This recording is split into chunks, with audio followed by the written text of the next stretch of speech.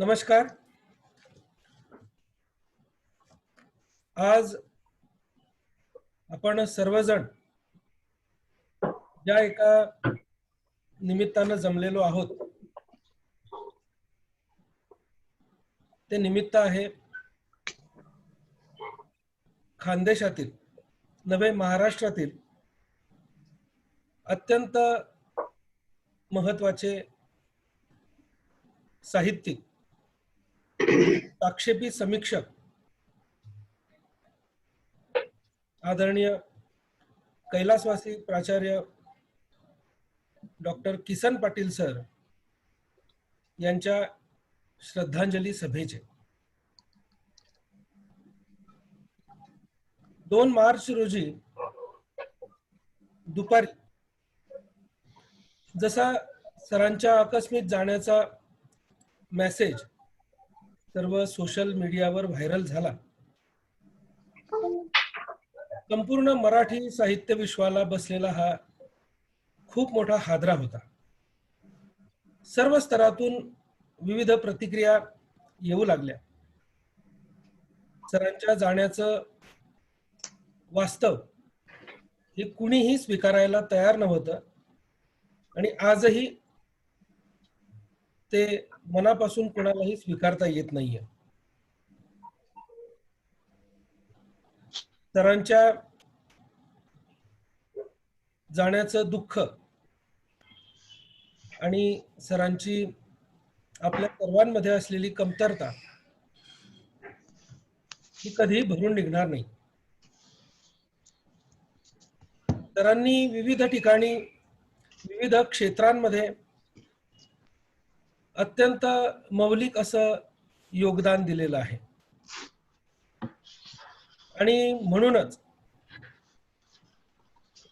महाराष्ट्र साहित्य परिषद आता पाचोरा यांच्या वतीनं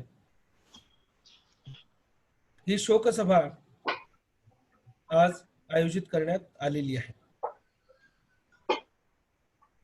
खरं तर महाराष्ट्र साहित्य परिषद पाचोरा ही शाखा 11 जून 2008 मध्ये सरांच्याच पुढाकाराने निर्माण झालेली शाखा आहे आणि खरोखरच खानदेशामध्ये ज्या विविध शाखा आहेत त्या सर्वांमध्ये पाचोरा शाखेने निश्चितच एक भरीव असं कार्य सरांच्या मार्गदर्शनाखाली केलेलं आहे. या शाखेचे अध्यक्ष प्राचार्य डॉक्टर बी.एन. पाटील सर आपल्यात उपस्थित आहेत. मी प्राचार्य डॉक्टर बी.एन. पाटील सरांना विनंती करतो की त्यांनी आजच्या या शोक सभेचं प्रास्ताविक करावं. धन्यवाद माळी सर. आज महाराष्ट्र साहित्य परिषद पुणे पाचोरा शाखेच्या वतीने या प्राध्यापक वर्गीय डॉक्टर किसन पाटील यांच्या श्रद्धांजलीच्या निमित्ताने आयोजित शोकसभेत महाराष्ट्र साहित्य परिषदेचे कार्याध्यक्ष माननीय प्राध्यापक मिलिंद जोशी,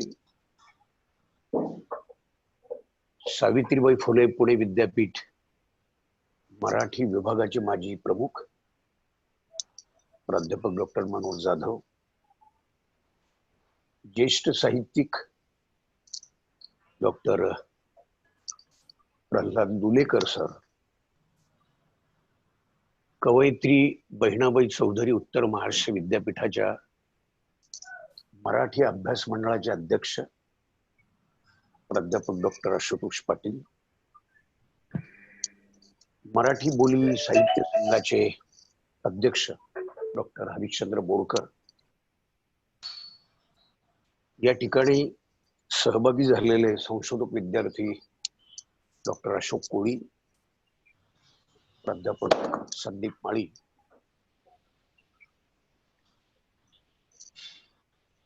अचोरा महाराष्ट्र साहित्य परिषदेच्या शाखेचे कार्याध्यक्ष प्राध्यापक डॉक्टर वासुदेव वले, सर्व सहभागी सन्मान्य प्राध्यापक, साहित्यिक, प्राध्यापिका, बंधू आणि भगिनींनो, प्राध्यापक संदीप यांनी सांगितल्याप्रमाणे प्राचार्य डॉक्टर किसन पाटील यांचं हे अकाली तथा दुःखद निधन आपण सर्वांनाच अगदी चटका लावून जाणार आहे. या एकूणच घटनेमुळे प्राचार्य डॉक्टर किसन पाटील यांच्या कुटुंबियांबरोबर महाराष्ट्रातल्या मराठी साहित्याशी संबंधित, समीक्षेशी संबंधित, वेगवेगळ्या साहित्य प्रकारातल्या लिखाणाशी संबंधित आपण सर्वांनाच ही घटना मोठं दुःख देऊन गेलेली आहे. या शोकसभेच्या निमित्ताने थोर साहित्यिक स्वर्गीय प्राचार्य किसन पाटील, जे समीक्षक होते, जे कवी होते, साक्षेपी लेखक होते, चांगले चित्रकार होते, चांगले सन्मित्र होते, विद्यार्थीप्रिय प्राध्यापक होते आणि एकूणच महाराष्ट्र साहित्य परिषदेसारख्या संस्थांना आणि वेगवेगळ्या साहित्य संमेलनांना वेळोवेळी मार्गदर्शन करणारे होते. अशा या सन्मित्राला आपण खरोखरच आज या ठिकाणी मुकलो आहोत. या शोकसभेच्या निमित्ताने आपण सर्वांचं मी हार्दिक स्वागत करतो आणि स्वर्गीय प्राचार्य किसन पाटील यांना भावपूर्ण श्रद्धांजली अर्पण करून माझं प्रास्ताविक संपवतो. धन्यवाद. धन्यवाद सर. किसन पाटील सर हे जरी खानदेशातील असले तरी त्यांचा वावर विविध गोष्टींच्या निमित्तानं महाराष्ट्रभर संपूर्ण मराठी साहित्य विश्वात होता. सरांशी असलेलं मित्रत्व, सरांशी असलेला जो स्नेहभाव आहे तो व्यक्त करण्यासाठी त्यांचे पुरोगामी चळवळीतील अत्यंत जिवलग स्नेही गुरुवर्य डॉक्टर मनोहर जाधव सर आपल्यामध्ये उपस्थित आहेत. मी गुरुवर्य डॉक्टर मनोहर जाधव सरांना विनंती करतो की त्यांनी आपलं श्रद्धांजलीपर मनोगत व्यक्त करावं. Doctor Jadhav sir. नमस्कार मित्रांनो. 2 मार्च रोजी संध्याकाळी डॉक्टर वासुदेव वले यांचा मला एका वेगळ्या कामानिमित्त फोन आला. ते कामाची चर्चा झाल्यानंतर त्यांनी मला ही वार्ता सांगितली आणि ती बातमी ऐकल्याबरोबर प्रचंड धक्का बसला, कारण ती अनपेक्षित बातमी होती. आणि वले सर म्हटले होते की 2 दिवसापूर्वीच आम्ही त्यांच्याशी चर्चा केली होती, त्यांच्या घरी गेलो होतो आणि बोलणार कोण आहे चित्र अशी काही परिस्थिती निर्माण होईल असं अजिबात वाटलं नव्हतं. त्याच्यामुळे आपल्या सगळ्या मित्रांसारखाच मी देखील अस्वस्थ आहे. डॉक्टर किसन पाटील यांचा आणि माझा परिचय फार जुना होता. त्याचं कारण आम्ही एकाच तालुक्यातले रहिवासी होतो. रावेरच्या सरदार जीजी महाविद्यालयात ते चित्रकला शिक्षक होते आणि मी फैजपूरच्या महाविद्यालयामध्ये प्राध्यापक होतो. तेव्हापासून त्यांचा माझा संपर्क होता, परिचय होता. पण पुढे ते जळगावला MG कॉलेजमध्ये प्राध्यापक म्हणून आले, नंतर विभाग प्रमुख झाले आणि नंतर SNDT महाविद्यालयामध्ये प्राचार्य झाले. या वाटचालीमध्ये मग त्यांची माझी मैत्री झाली. अतिशय प्रदीर्घ काळ ही मैत्री आमची होती आणि कला शिक्षक ते प्राचार्य हा प्रवास त्यांचा थक्क करणारा होता. अतिशय धडपडीग्रस्त होते. अल्पसंतुष्ट नावाची गोष्ट त्यांच्याकडे नव्हतीच. आपण पाहतो की खूप लोक करिअर करताना ज्या टप्प्यावर आहेत त्या टप्प्यावर समाधानी असतात, पण पाटील सरांच्या मनात कायम असमाधान असायचं आणि या असमाधानामुळे त्यांनी आपल्या करिअरचा एक प्रदीर्घ असा टप्पा गाठलेला होता. जसं शैक्षणिक क्षेत्रामध्ये ते काम करत होते तसं सार्वजनिक संस्थांमध्ये देखील सक्रिय होते. महाराष्ट्र साहित्य परिषदेच्या मुखपत्राच्या संपादक मंडळात त्यांनी काम केलेलं आहे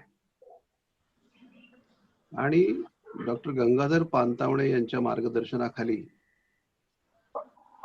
महाराष्ट्र शासनाने जो दलित ग्रामीण साहित्य शब्दकोश तयार करण्याचा प्रकल्प आखलेला होता. त्याच्यामध्ये अनेक मित्रांच्या सोबत किसन पाटील अतिशय समर्पण वृत्तीने काम करत होते. किसन पाटील सरांचा एक विशेष म्हणजे प्रागतिक विचाराच्या आधारे अतिशय स्पष्ट आणि परखड भूमिका मांडायची. शिक्षक होते, प्राध्यापक होते, विद्यार्थी प्रिय देखील होते, पण आपल्या विद्यार्थ्यांच्या समोर स्पष्टपणे प्रागतिक विचार मांडला पाहिजे, पुरोगामी विचार मांडला पाहिजे आणि विद्यार्थ्यांवर या विचाराचा संस्कार केला पाहिजे असं त्यांना आवर्जून वाटायचं. विद्यापीठ पातळीवर अनेक समित्यांवर आम्ही एकत्र काम केलं. त्यातून त्यांची कामाबद्दलची एक निष्ठा, तळमळ, प्रामाणिकपणा हा सतत जाणवत असायचा. जळगावच्या बेंडाळे महिला महाविद्यालयामध्ये आमचे मित्र प्राचार्य राणे यांनी UGCच्या माध्यमातून महात्मा फुले अध्यासन केंद्र सुरू केलं होतं. त्या अध्यासन केंद्राची एक ऍडवायझरी कमिटी, सल्लागार समिती त्यांनी नेमली होती. त्या सल्लागार समितीमध्ये प्राचार्य किसन पाटील आणि मी आणि प्राचार्य राणे यांचे सहकारी असे सगळे काम करत होते. वर्षातून 2 किंवा 3 मीटिंग व्हायच्या. मी पुण्यावरून आवर्जून त्या मीटिंगला जायचो. दिवसभर वेळ काढून आम्ही चर्चा करायचो आणि दिवसभर किसन पाटील सर आमच्या सोबत असायचे. मोठा मित्रपरिवार होता. वाङ्मयीन चर्चा व्हायच्या. आमच्या मित्राचं काय चाललंय सगळं अपडेट एकमेकाला शेअर केलं जायचं. आणि माझ्या असं लक्षात आलं की प्राचार्य किसन पाटील हे जरी खानदेशातले असले किंवा कवयित्री बहिणाबाई चौधरी उत्तर महाराष्ट्र विद्यापीठाच्या कक्षेत कार्यरत असले तरी देखील महाराष्ट्रभर त्यांचा वावर होता. महाराष्ट्रभर मित्र परिवार होता. अनेक संमेलनांना ते हजेरी लावायचे. अनेक प्रादेशिक संमेलनात ते अध्यक्ष होते. बोलीभाषा हा त्यांच्या आस्थेचा आणि संशोधनाचा विषय होता. मी असं पाहिलं की नवोदित असो की प्रस्थापित, त्यांच्या पुस्तकांच्या संबंधी ते अभिप्राय द्यायचे. अनेक कविता संग्रहांना त्यांनी प्रदीर्घ अशा प्रस्तावना लिहिलेल्या आहेत. अनेक संपादने केलेली आहेत. आणि हे सगळं करत असताना माझ्या असं लक्षात आलं की आपण काही कामं ही कर्तव्य बुद्धीने केली पाहिजे असं त्यांना वाटत होतं. नवीन पिढीच्या मागे उभं राहणं, त्यांना प्रोत्साहन देणं हे आपलं काम आहे, ही भूमिका घेऊन सातत्याने ते पाठपुरावा करायचे. ही गोष्ट वाटते तेवढी सोपी नाही, कारण या गोष्टीसाठी वेळ द्यावा लागतो आणि अलीकडच्या जीवनशैलीमध्ये फारसा वेळ उपलब्ध नसतो. तरी देखील किशन पाटील असा वेळ काढून अनेक वर्तुळामध्ये ते वावरत असत, भूमिका मांडत असत, समीक्षा लिहित असत. वर्तमानपत्रात जसं ते लिहायचे तसे वाङ्मय नियतकालिकामध्ये लिहायचे. सातत्याने लेखन करणं, व्याख्यान देणं, सार्वजनिक जीवनात सक्रिय राहणं, हे प्राचार्य म्हणून सेवानिवृत्त झाल्यानंतरही ते रूढ अर्थाने निवृत्त झालेले नव्हते. ते सक्रिय होते, अगदी शेवटपर्यंत सक्रिय होते. अतिशय उत्साहाने ते प्रत्येक गोष्टीमध्ये सहभाग घ्यायचे आणि उत्साहाने वावरायचे. हे इतका जुना मित्र, धडपड्या मित्र, उत्साही मित्र असा अकस्मात जाणं फार धक्कादायक. त्या दिवशी रात्री मी खूप बेचैन झालो.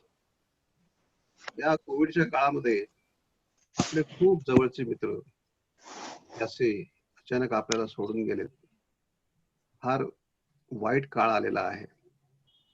सगळ्यांनी काळजी घ्यावी. आपले मित्र प्राचार्य डॉक्टर किसन पाटील यांना मी मनपूर्वक आदरांजली अर्पण करतो आणि या ठिकाणी माझे मनोगत थांबवतो. धन्यवाद. धन्यवाद सर. नवलेखकांचा प्रेरक हरविला, बहुआयामी व्यक्तिमत्व लोपले, या पद्धतीच्या या सर्व प्रतिक्रिया वाचून खरोखर मन विषण्ण झाले. सरांनी नेहमीच नवलेखकांना बळ दिलेलं आहे, त्यांच्या पाठीशी उभे राहिलेले आहेत. सरांनी जे म्हणजे सर असे अचानक जातील असं खरोखर कुणालाही वाटलं नव्हतं. मराठी भाषेची, आपल्या बोलीची अस्मिता वाढावी म्हणून त्यांनी नेहमीच प्रयत्न केले. तावडी बोली असेल, लेवागण बोली असेल, अहिराणी, या सर्वांच्या प्रसार आणि प्रचारासाठी त्यांनी खूप मेहनत घेतली. अशोक कोळी सर असतील किंवा खानदेशातले अनेक साहित्यिक असतील, अशा अनेक नवोदितांना त्यांनी या नवोदितांची पाठराखण करून त्यांचं साहित्य समीक्षेच्या माध्यमातून चर्चेला घेतलं. अत्यंत गुणी चित्रकार आणि एक बहुआयामी वक्ता म्हणून सरांची ओळख आपल्या सर्वांच्या मनात कायम राहील.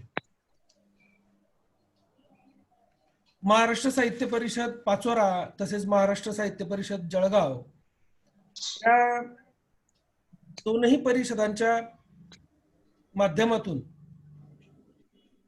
त्यांनी विविध साहित्यिक उपक्रम राबविले आणि या सर्व उपक्रमांमध्ये त्यांच्या सोबत काम केलेले प्राध्यापक मिलिंद जोशी सर आज आपल्यात उपस्थित आहेत. मी जोशी सरांना विनंती करतो की त्यांनी आपलं श्रद्धांजलीपर मनोगत व्यक्त करावं. प्राध्यापक जोशी सर. बंधू भगिनीनो, 2 मार्चला वले सरांचा व्हॉट्सअपवरती संदेश आला की डॉक्टर किसन पाटील सर गेले आणि अक्षरशः काळजाचा ठोका चुकला. सरांशी मी सतत संपर्कामध्ये होतो. आमचं व्हॉट्सअपवरती कायम बोलणं व्हायचं. महत्वाची गोष्ट असेल तर फोनवरती बोलणं व्हायचं. आणि त्यांच्या ज्या काही सगळ्या घडामोडी तिकडे सुरू आहेत त्या सातत्याने ते कळवत असत. त्यामुळं एखादी वावटळी सारखी बातमी यावी अशी आणि ती काळजाला चटका लावून जावी तसं सरांचं जाणं झालं. सरांचा मला खूप जवळून सहवास लाभला. महाराष्ट्र साहित्य परिषदेच्या कार्यकारी मंडळामध्ये मी ज्या वेळेला साधा कार्यवाह होतो त्यावेळेला सर जळगाव जिल्हा प्रतिनिधी म्हणून साहित्य परिषदेमध्ये प्रतिनिधित्व करत होते. आणि मी बघितलं की साहित्य संस्थांच्या मध्ये बैठकीच्या वेळेला अभिनिवेश अनेकदा निर्माण होतो लोकांच्या मध्ये, पण सरांचं कार्यकारी मंडळाच्या बैठकीमधलं जे वागणं असायचं ते नव्या पिढीच्या कार्यकर्त्यांनी सुद्धा आदर्श घ्यावा अशा पद्धतीचं होतं. आपला मुद्दा कितीही महत्वाचा असला तरी तो एका संयमित शैलीमध्ये अतिशय ठामपणाने कसा मांडता येईल याचा आदर्श वस्तुपाठ सरांनी बैठकीमध्ये निर्माण केलेला होता. एखाद्या विषयावरून जर रणकंदन माजलं तर ते सगळं वादळ शांत करण्याची एक ताकद ही किसन पाटील सरांच्या मध्ये होती. त्यामुळे संस्थात्मक कामामध्ये सकारात्मकता आणि संयम असेल तर किती उत्तम काम होऊ शकतं याचा आदर्श वस्तुपाठ हा किसन पाटलांनी निर्माण केला. आणि मला एक गोष्ट आवर्जून नमूद केली पाहिजे की खानदेशामध्ये महाराष्ट्र साहित्य परिषद जी साहित्याभिमुख आणि लोकाभिमुख झाली त्यामध्ये किसन पाटील सरांचं खूप मोठं योगदान आहे. याचं कारण ते कायम वाङ्मयीन कार्यकर्त्याच्या भूमिकेमध्ये राहिले. आपण साहित्यिक आहोत, महाविद्यालयामध्ये प्राध्यापक आहोत, प्राचार्य आहोत, या भूमिकेमध्ये ते कधी राहिले. वाङ्मयीन कार्यकर्ता म्हणून कार्यकर्तेगिरी जी करावी लागते ती करण्यामध्ये त्यांनी कधीही कमीपणा मानला नाही. आज वासुदेव वले या ठिकाणी उपस्थित आहेत. दोघांनी मिळून अनेक उपक्रम घेतले. विशेषतः ज्येष्ठ नाट्य समीक्षक डॉक्टर विभा देशपांडे हे ज्या वेळेला साहित्य परिषदेचे कार्याध्यक्ष होते त्यावेळेला पाचोऱ्याला विभागीय साहित्य संमेलन झालेलं होतं आणि इतकं देखणं, इतकं वैचारिकतेने भरलेलं, इतकं विषयांचं वैविध्य असलेलं आणि उत्तम प्रतिसाद लाभलेलं हे विभागीय साहित्य संमेलन हे त्यावेळेला पाचोरा शाखेने आयोजित केलेलं होतं. ही मला फार महत्वाची गोष्ट वाटते. आता समीक्षा संमेलन वले यांनी पुढाकार घेऊन आयोजित केलं आणि विशेषतः साहित्य परिषदेचं काम हे पुण्या मुंबई पुरतं मर्यादित न राहता तिचा विस्तार हा ग्रामीण भागामध्ये झाला पाहिजे या दृष्टीनं प्रयत्न करणारी जी माणसं होती त्यामध्ये किसन पाटील एक होते. त्यांनी महाराष्ट्र साहित्य पत्रिकेच्या संपादक मंडळामध्ये काम केलं. अखिल भारतीय मराठी साहित्य महामंडळामध्ये ते आणि मी आम्ही दोघेही एकाच वेळी प्रतिनिधी म्हणून गेलेलो होतो आणि महामंडळामधली सुद्धा त्यांची जी भूमिका असायची इतकं तर्कशुद्ध विवेचन एखाद्या गोष्टीचं की आपण महामंडळ म्हणून काय प्रकारची भूमिका घेतली पाहिजे याविषयीच्या त्यांच्या ज्या कल्पना होत्या त्या अतिशय स्पष्ट होत्या. त्यामुळं साहित्य परिषदेनी एक अतिशय व्यासंगी, तर्कशुद्ध विचार करणारा, पुरोगामी विचार मांडणारा आणि ज्याला समाज मान्यता मिळालेली होती आणि साहित्य परिषदेला साहित्याभिमुख आणि लोकाभिमुख करण्यासाठी ज्यांनी योगदान दिलेलं होतं असा एक तत्वनिष्ठ कार्यकर्ता हा साहित्य परिषदेने गमावलेला आहे. त्यामुळं केवळ खानदेशाचं नुकसान झालेलं नाही आहे तर महाराष्ट्र साहित्य परिषदेचं मोठं नुकसान हे किसन पाटील सरांच्या जाण्यामुळे झालेलं आहे. आता मनोहर जाधव यांनी त्यांचा खूप समर्पक शब्दामध्ये उल्लेख केला. एक काळ असा होता की ते महाविद्यालय, ते विद्यापीठ हे त्या ठिकाणी काम करणाऱ्या प्राध्यापकांच्या नावे ओळखलं जात होतं आणि ती परंपरा आपल्याला अगदी म्हणजे नासी फडकेच्या पासून ते सुधीर रसाळांच्या पर्यंत आणि कोतापल्ले सरांच्या पासून ते मनोहर जाधवांच्या पर्यंत आणि किसन पाटलांच्या पर्यंत दिसते की त्या महाविद्यालयातल्या प्राध्यापकामुळं किंवा विद्यापीठातल्या प्राध्यापकांमुळे ते विद्यापीठ किंवा महाविद्यालय ओळखलं जायचं. ही पुण्याई ज्यांच्या वाट्याला आली अशा प्राध्यापकांच्या पैकी एक, प्राचार्यांच्या पैकी एक हे डॉक्टर किसन पाटील होते. त्यांनी कर्तृत्व संपन्न विद्यार्थ्यांच्या अनेक पिढ्या घडवल्या. आणि जो महत्वाचा मुद्दा जाधव सरांनी मांडला तो मलाही त्या मुद्द्याला स्पर्श करावा असं वाटतो की जे प्रस्थापित लेखक आहेत त्यांच्याविषयी लिहिण्यासाठी सगळेच उत्सुक असतात, पण जे लेखन क्षेत्रामध्ये प्रवेश करू इच्छित आहेत किंवा ज्यांनी प्रवेश केला आणि ज्यांचं लेखन कसदार आहे त्यांना सुद्धा या साहित्य विश्वासमोर आणलं पाहिजे आणि त्यासाठी आपली समीक्षा दृष्टी वापरली पाहिजे असा विचार करणारे जे आज मोजके समीक्षक आपल्याला दिसतात की नव्या कबडशांना प्रकाशामध्ये आणणारे, त्यामध्ये डॉक्टर किसन पाटील एक होते. आणि किती वैविध्यपूर्ण लेखन त्यांनी केलेलं आहे. म्हणजे त्यांनी कविता लिहिल्या, वैचारिक लेखन केलं, संत साहित्य विषयक लेखन केलं, धर्म आणि धम्मा संदर्भामध्ये सुद्धा त्यांनी लिहिलेलं आहे. तर त्यामुळे आज एका विशिष्ट चौकटीमध्ये स्वतः राहून आणि स्वतःच्या व्यक्तिमत्वाभोवती एक विशिष्ट कुंपण घालून आपल्या विचारशक्तीला आणि सर्जनशीलतेलाच मर्यादा घालण्याच्या काळामध्ये इतकी एक व्यापक दृष्टी असणारा किसन पाटलांच्या सारखा लेखक, कवी, समीक्षक, संशोधक, मार्गदर्शक जाणं ही एक फार मोठी साहित्य क्षेत्राच्या दृष्टीने हानी आहे असं मला वाटतं. त्यांनी साहित्य क्षेत्रामधलं कुठलंही काम हे दुय्यम मानलं नाही. म्हणजे आज जे सर्जनशील लेखन करणारे लेखक आहेत त्यांना समीक्षा लेखन करायचं म्हणजे कमीपणा वाटतो. आम्ही इतरांच्या साहित्य कृतीविषयी का लिहावं? मी ज्याला अंतर्नामध्ये 4.5 वर्ष पुस्तक परीक्षणाचं सजन लिहिलं त्याला मराठीत मोठ्या लेखकांनी मला सांगितलं की हे काय तुम्ही नवीनच सुरू केलंय, आपली मूळची भाषा आहे तिच्यावर त्याचा परिणाम होतो वगैरे. तर असं कुठलंही काम साहित्य क्षेत्रामध्ये हे प्राधान्याने करायचं हे दुय्यम दर्जाचा असा भेदभाव हा किसन पाटील सरांनी कधीही केला नाही. साहित्याच्या सर्व प्रांतामध्ये त्यांनी मुक्तपणे मुसाफिरी केली. आणि मला ही गोष्ट आवर्जून नमूद केली पाहिजे की साहित्यिकांच्या जीवनातून त्याचं साहित्य वजा केल्यानंतर जेव्हा बरंच काही उरतं तोच खरा साहित्यिक असं म्हटलं जातं, तेव्हा किसन पाटलांच्या जीवनातून हे सगळं जरी वजा केलं तरी माणूस म्हणून किसन पाटलांचं जे दर्शन घडत होतं ते मोठं विलक्षण होतं. त्यांनी आपल्या सबंध जीवन प्रवासामध्ये महत्वाकांक्षांच्या पेक्षा सुद्धा माणुसकी जपण्याला, नाती जपण्याला, मैत्रभाव जपण्याला नेहमी प्राधान्य दिलं. आणि त्यामुळे सर्व वयोगटामध्ये म्हणजे अगदी नव्याने लिहिणाऱ्या लेखक कवींच्या पासून ते बुजुर्गांच्या पर्यंत सगळ्यांना किसन पाटील सर आपले आहेत असं वाटत होते. आणि त्यांच्या व्यक्तिमत्वातला साधेपणा हा गुण मला विशेष भावणारा होता. सर माझ्यापेक्षा वयाने वडील होते, पण हे अंतर कधीही आमच्या मैत्रीमध्ये आड आलं नाही, नातेसंबंधांमध्ये आड आलं नाही. म्हणजे वयाचा आणि काळाचा एक मोठा टप्पा ओलांडून मैत्र कसं जोडावं हे खरं किसन पाटील सरांच्याकडनं शिकण्यासारखं आहे. मराठी साहित्य विश्वानी एक उत्तम कवी, लेखक, समीक्षक, संपादक, संशोधक, मार्गदर्शक, उत्तम प्राध्यापक आणि वाङ्मयीन कार्यकर्ता अशा विविध रूपामध्ये वावरणारं एक बहुआयामी व्यक्तिमत्व गमावलेलं आहे.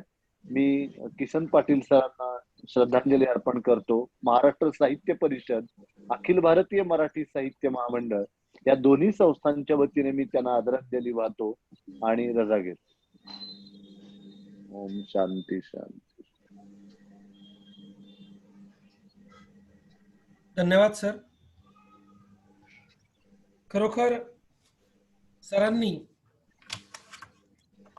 ही जे मनोगत आपण व्यक्त केलं त्यातून खरोखर सरांच्या संदर्भामध्ये आपण जे म्हटलं की खानदेशामध्ये महाराष्ट्र साहित्य परिषद ही साहित्याभिमुख आणि लोकाभिमुख करण्याचं अत्यंत महत्वाचं काम सरांनी केलं आहे. यानंतर तर हे पुरोगामी विचारांचे खंदे समर्थक होते. त्यांच्या आकस्मित जाण्याने साहित्य क्षेत्राची अपरिमित हानी झाली असून त्यांची साहित्य सेवा ही खरोखर कधीही विसरली जाऊ शकत नाही. विद्यार्थ्यांना निव्वळ पुस्तकी ज्ञान न देता त्यांच्यामध्ये ज्ञान लालसा कशी निर्माण होईल या पद्धतीनं शिकविणं व्हिडिओ त्यांची ओळख होती. त्यामुळे विद्यार्थी प्रिय प्राध्यापक म्हणून ते नेहमीच ओळखले जात होते. सत्यशोधक विचारांशी सुद्धा त्यांची नाळ जुळलेली होती. सत्यशोधक चळवळीमधला जो त्यांचा सक्रिय सहभाग आहे तो त्यांचे जिवलग स्नेही आदरणीय लुलेकर सरांनी सुद्धा अनुभवलेला आहे. आदरणीय लुलेकर सर आपल्यामध्ये आज उपस्थित आहेत. मी सरांना विनंती करतो की त्यांनी आपलं श्रद्धांजलीपर मनोगत व्यक्त करावं. आदरणीय Lulekar sir.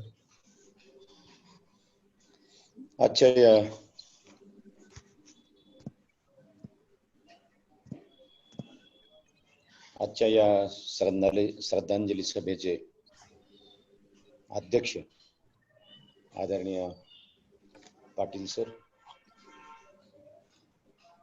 Doctor Vasudev Valle sir, या सभेमध्ये सहभागी झालेले महाराष्ट्र साहित्य परिषदेचे मिलिंद जोशी, पुणे विद्यापीठातील doctor Manohar Jadhav,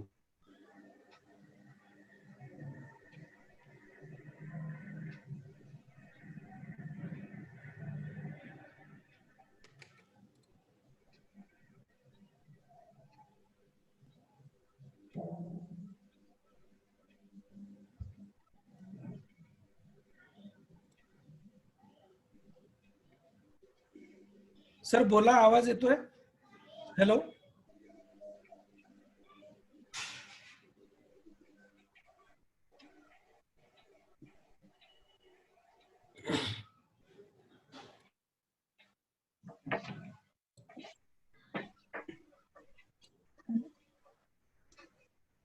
sir unmute करा. लुलेकर सर. हा बोला सर. आता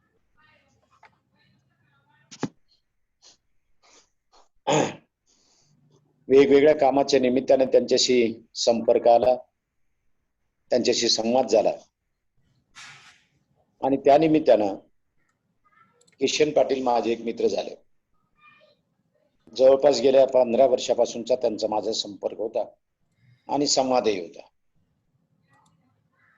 त्यांनी प्राध्यापक म्हणून, विद्यापीठाचे एक अधिष्ठाता म्हणून आणि प्राचार्य म्हणून जे काही काम केलं ते शैक्षणिक क्षेत्रातल्या कामाबरोबरच सांस्कृतिक क्षेत्रातलंही काम असतं. वेगवेगळ्या साहित्य संस्थांशी त्यांचा आलेला संबंध आणि त्यामध्ये त्यांनी घेतलेल्या हिरिरीने घेतलेला सहभाग मला वाटतं फार महत्वाचा आहे. त्यांनी लिहिलेली कविता 3 कविता संग्रहामधून आलेली आहे. अंधारखंड, कविता माझी मी कवितेचा आणि शिदोरी मधून आलेली आहे. त्यांनी बालसाहित्यामध्ये सुद्धा योगदान दिलेलं आहे. हे बालसाहित्यातलं योगदान सुद्धा तेवढंच महत्वाचं आहे. त्यांनी समीक्षा खूप लिहिली, पण त्या समीक्षेचं एकत्रीकरण करून त्याची काही पुस्तकं आलेली नाहीत. लिहिलं खूप, मला माहिती आहे. अशोक कौतिक कोळी त्यांचे विद्यार्थी या सभेमध्ये, श्रद्धांजली सभेमध्ये सहभागी आहेत. त्यांनी त्यांचं सगळं लेखन एकत्रित जर केलं तर त्यांची समीक्षा एकत्रितपणे सगळ्यासमोर येऊ शकते. महात्मा फुले आणि त्यांच्या चळवळींचा त्यांचा अभ्यास होता आणि नुसता अभ्यास उपयोगाचा नाही हेही त्यांना माहित होतं. म्हणून त्या दृष्टीने त्याने सतत परिवर्तनशील भूमिका घेत राहील. आत्ता मनोहर जाधव यांनी एक उल्लेख फार सुरेख पद्धतीने केला की ते धडपडणारे होते आणि पुढे त्याने म्हटलंय की ते अस्वस्थ असायचे. जे लोक धडपडतात ते अस्वस्थ असतात, तर त्यांना परिवर्तनाचा ध्यास आहे त्यांना असं वाटतच राहतं की हे बदललं पाहिजे, ते बदललं पाहिजे, आणि बदलत नाही, परिवर्तन होत नाही, तेव्हा माणूस अस्वस्थ होतो. ही अस्वस्थता किशन पाटील यांच्यामध्ये सातत्यानं होती असं दिसतं. प्रत्येक वेळेला चर्चेमध्ये ती व्यक्त व्हायची, आणि मग ती व्यक्त होताना असं वाटायचं की किशन पाटील कुठल्या तरी सामाजिक प्रश्नांच्यामुळे, सांस्कृतिक व्यवस्थेच्यामुळे अस्वस्थ आहेत आणि त्यांना इथे परिवर्तन पाहिजे आहे. ही परिवर्तनाची भूमिका आयुष्यभर त्यांनी घेतली. त्यांचा लोकसाहित्यावरचा जो एक ग्रंथ आहे त्याच्यामध्ये इहतत्व असं म्हटलेलं आहे. शीर्षकामध्येच लोकतत्व आणि इहतत्व म्हटलेलं आहे. अशी इहतत्वाची भूमिका घेणारे लोक हे नेहमीच परिवर्तनवादी असतात, ही बाब आपल्या लक्षात आली पाहिजे. आणि मग ही परिवर्तनासाठीची भूमिका त्यांनी सातत्यानं घेतलेली आहे. त्यांनी ज्या विद्यार्थ्यांना पीएचडीचं मार्गदर्शन केलं, आपल्याकडं आता पीएचडीचं मार्गदर्शन करणं आणि पीएचडी झाल्यावर विद्यार्थ्यांनी न विचारणं हा नेहमीचाच नित्याचाच भाग झालेला आहे. पण किशन पाटील यांचे काही विद्यार्थी त्यांच्या सोबत सातत्यानं पीएचडीचे मार्गदर्शक म्हणून नव्हे, मित्र म्हणून आणि आपल्या साहित्य क्षेत्रातले मार्गदर्शक म्हणून त्यांच्याकडे पाहत राहिले. आणि त्याचं उत्तम उदाहरण हे अशोक कौतिक कोळी हे आहे. त्यांनी पीएचडीला जे दिलेले विषय आहेत त्यातले काही विषय, सगळे विषय म्हणणार नाही मी, काही विषय किंवा एमफिलला दिलेले विषय हे फार महत्वाचे आहेत. उपचार म्हणून नाही, त्या क्षेत्रामध्ये तुम्ही आयुष्यभर काम केलं पाहिजे. एका पदवीसाठी तुम्ही काम करायचं नाहीये, तुम्हाला त्याच्या पुढे जाऊन एका पदवीचा उपचार म्हणून तुम्ही हे करू नका, तर आयुष्यभराचं एक चिंतन क्षेत्र म्हणून याकडे पहा. हा जो दृष्टिकोन आहे तो त्यांनी दिलेल्या विषयाच्या मधून जाणवतो. बऱ्याचदा खानदेशामध्ये अहिराणी आणि त्या परिसरातल्या बोली या अभ्यासामध्ये अनेक जण गुंतून घेतात. तेव्हा लोक असं म्हणतात की काय अहिराणीचं तुमच्या सीमित राहत. मराठीची बोली म्हणून तिचा अभ्यास सगळ्यांसाठी महत्वाचा आहे, आणि या बोलीच्या संदर्भात किशन पाटील यांचं योगदान महत्वाचं आहे असं मला वाटतं. एक तर अलीकडे प्रबंध वाचावेत असे राहिलेले नाहीत. सगळ्याच विद्यापीठांच्या बाबतीत तशी स्थिती आहे, म्हणजे कुणीच गांभीर्यानं प्रबंधाला घेत नाही. पण त्यांच्या काही प्रबंधाचा मी परीक्षक होतो, त्याच्यावरून मी हे मत नोंदवू इच्छितो की त्यांचे सगळे प्रबंध नीटनेटके नेमकेपणानं लिहिलेले, विषयाचे नेमकेपणानं वेध घेणारे, अभ्यासपूर्ण अशा स्वरूपाचे असायचे. आणि ते सांगायचे की तुम्हाला जर आवडला नाही तर तुम्ही तसं स्पष्ट नोंदवा, जो भाग नीट नाही त्याच्याबद्दल मत नोंदवा, जे चांगलं आहे त्याच्याबद्दल नाही नोंदवलं चालन, पीएचडी मिळणारच आहे. म्हणजे अशा पद्धतीनं पीएचडी करून घेणं एखाद्या शिक्षकानं करणं, एखाद्या प्राध्यापकानं करणं, मला वाटतं ही फार महत्वाची बाब आहे. एक मनस्वी माणूस मी त्यांच्यामध्ये पाहिला. मी माझ्या विद्यापीठामध्ये त्यांना व्याख्यानाला बोलवलं होतं, त्यावेळेला ते भरभरून बोलले, त्यांना दिलेल्या विषयावर भरभरून बोलले, आणि त्या विषयाची नव्यानं मांडणी करण्याचा प्रयत्न त्यांच्या व्याख्यानामध्ये जाणवला. जे श्रोते होते त्यांना सुद्धा ते जाणवलं. जळगाव विद्यापीठाच्या कला शाखेचे अधिष्ठाता म्हणून त्यांनी काम केलेलं आहे. अधिष्ठाता हा नवी दिशा देण्यामध्ये भूमिका घेऊ शकतो, तर नाही तर पूर्वीच्या चौक चालू राहतात. किशन पाटील आणि मागच्या टर्म मध्ये अधिष्ठाता असलेले शिरीष पाटील हे असे अधिष्ठाता होते की त्यांना काही बदल पाहिजे होता. शिरीष पाटलाची परवाच किशन पाटील गेल्याच्या संदर्भाने मी बोललो, त्यात ते खूप हळवे झाले होते शिरीष पाटील, आणि ते म्हणाले आमच्यातला एक चांगला माणूस गेला. हा एक मनस्वी माणूस आहे. मुळात नव्या लिहित्या लेखकांना लिहित करणं, त्यांना प्रोत्साहन देणं, त्यात चांगलं काय आहे ते सांगणं, त्याची सामर्थ्य स्थळ, त्याच्या साहित्यातली सामर्थ्य स्थळ त्याला दाखवून देणं आणि त्या दिशेनं त्याला घेऊन जाणं, ही गोष्ट फार महत्वाची असते असं मला वाटतं.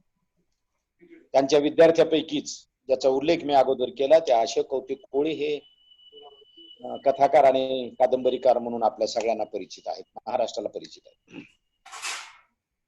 त्यांचे विद्यार्थी म्हणून नव्हे, एक आपल्या भागातला चांगला लेखक म्हणून किशन पाटील नेहमी अशोक कोळीच्या संदर्भात मला बोलायचे.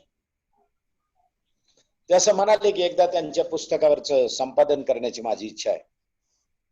पुढे काय झालं मला माहित नाही, पण अशोक कौतिक कोळी यांच्या पाडा या कादंबरीवर तुम्ही लिहून पाठवा असं मला त्यांनी वारंवार सांगितलं.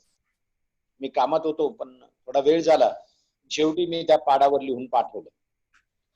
आणि ते असं म्हणाले की फार चांगलं लिहिलंय, अशोक कौतिक कोळी हा आमच्याकडचा चांगला लेखक म्हणून मला ते संपादन करायचं आहे. सृजनशील लेखकाचा पाठराखण करणं, त्याला उभं करणं हे फार महत्वाचं आहे. पुढे या संपादनाचं काय झालं याबद्दल मला किशन पाटील हे बोलले नाहीत आणि अशोक कौतिक कोळीही बोलले नाहीत. पण एक चांगला माणूस म्हणून किशन पाटलाकडे पाहिलं पाहिजे, कारण किशन पाटलाने सातत्यानं माणसं जोडण्याचं काम केलं. अस्वस्थ असल्यामुळे कधी कधी प्रतिक्रिया देऊन मोकळे होत असतात आणि नंतर त्याचाच पश्चाताप त्यांना होत असे की आपण प्रतिक्रिया द्यायला नको. ही त्यांची बाजू आपण समजून घेतली पाहिजे. पण वेगवेगळ्या साहित्य संमेलनांमध्ये सहभागी झाले. खानदेश मराठी बोली साहित्य संमेलनासह वेगवेगळ्या संमेलनामध्ये, प्रादेशिक संमेलनांमध्ये, वेगवेगळ्या संमेलनांमध्ये ते अध्यक्षही होते. हे सगळं करत असताना माणूस म्हणून ते वागत असत, वावरत असत असं मला वाटतं. एक चांगला मनस्वी माणूस जळगाव विद्यापीठाच्या निमित्ताने संपर्कात आला, संवाद खूप वाढला. मी इकडे विद्यापीठात, तिकडे ते विद्यापीठाशी संबंधित, आणि त्याच्यामुळे आमचं बऱ्यापैकी सूर जुळले होते. आणि म्हणून जेव्हा ही बातमी आली किशन पाटील गेले, हा कोविड कोणाकोणाचा बळी घेणारे माहित नाही, पण तीव्र दुःख झालं की एक चांगला माणूस गेला. म्हणून भूमिकेसह जगणारा, आताच उल्लेख झाला तो सत्यशोधकी भूमिका असलेला, फुल्यांच्या साहित्याचा अभ्यास असलेला आणि एकूणच जीवनासाठीची ती भूमिका घेऊन जगणारा एक मनस्वी माणूस या निमित्तानं आपल्या मधून गेलेला आहे. हे वाईटच आहे. त्यांच्या कुटुंबियावर असा माणूस अचानक जाण्यानं काय दुःख कोसळलं असेल याचा अंदाज बांधणं कठीण आहे. म्हणून त्यांच्या कुटुंबियाच्या दुःखामध्ये तर मी सहभागी आहेच, पण त्यांचा मित्रपरिवार या सगळ्यांच्या सोबत मीही त्या दुःखामध्ये सहभागी आहे. किशन पाटील यांचं जाणं दुःखद आहे, सगळ्यांना धक्का देणार आहे ही गोष्ट नक्कीच. पण त्यामुळं एक लेखक, एक समीक्षक, बालसाहित्याचं लेखन करणारा, कविता लिहिणारा कवी, एक समीक्षक, लोकसाहित्याचा अभ्यासक, अशा अनेक अंगाने किशन पाटील लेखन करत होते. असा एक माणूस आपण आपल्यातून गेलेला आहे. मी त्यांना मनपूर्वक माझी श्रद्धांजली वाहतो आणि थांबतो. धन्यवाद. धन्यवाद सर. आपण सांगितलं त्याप्रमाणे खरोखर सरांनी अनेक विद्यार्थी घडविले. तर सर्जनशील लेखक, कवी, समीक्षक, संशोधन मार्गदर्शक तर होतेच, परंतु चित्रकार सुद्धा होते. कलेचा इतिहास त्यांना ज्ञात होता. आपल्या चर्चांमधून नेहमीच सर अनेक विषयांवर भाष्य करत असत.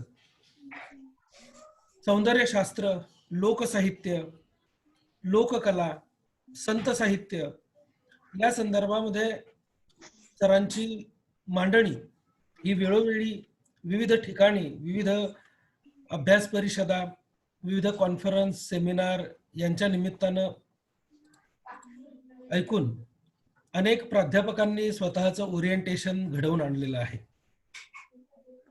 आम्ही नेहमी म्हणायचो की सरांसोबत फक्त चहा प्यायला जरी गेलो सोबत तरी एक रिफ्रेशर कोर्स पूर्ण झाल्याचं समाधान आपल्याला लाभतं.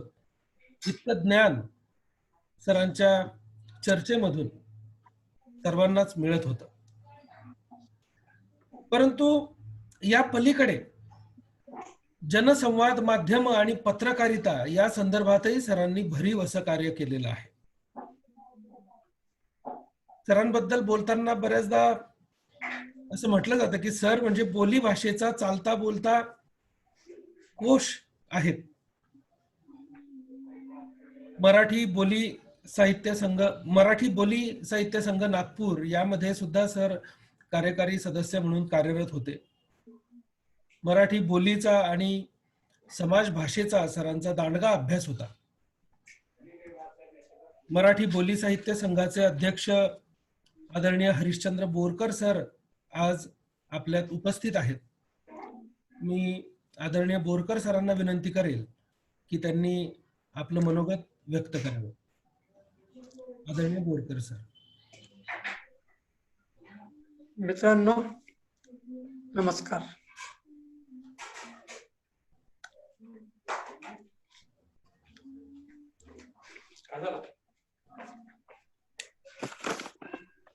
सर आवाज येतोय, बोला. डॉक्टर किसन पाटील त्यांच्या श्रद्धांजली कार्यक्रमात बोलायचं म्हणणं केलं, पण क्षमा करा अगदी शब्द फुटत नाही तोंडातून. 15 वर्षापूर्वी मराठी बोली साहित्य मंडळाची स्थापना करायची होती. 2 महिन्यापूर्वी तयारी करून पूर्ण महाराष्ट्र मग एक 7-8 दिवसाकरता पासला घातला आमच्या 7-8 लेखकांनी.